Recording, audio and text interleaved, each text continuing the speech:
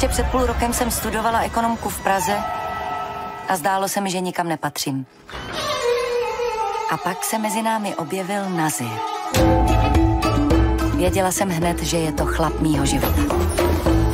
Hodí na tebe burku a zamkne tě doma, abys mu rodila děti. Všichni mě varovali. Nevíš, do čeho jdeš? Na to jsem se právě těšila. Na velkou rodinu. Trápilo nás to oba, ale já se cítila provinile.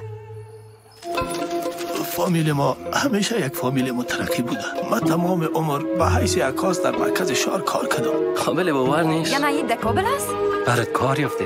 میخواین که برای ما کار کنی. کدام مؤسسه برای زنا. بچه‌م سر سرک یافتهش. میگن اولاد داشتن نمیتونی. فکر کردم روسیست؟ چیکیست؟ از اروپا. خوبش.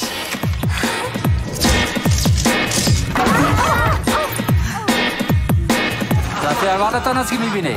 یادت نرفته. به دوان دیگه.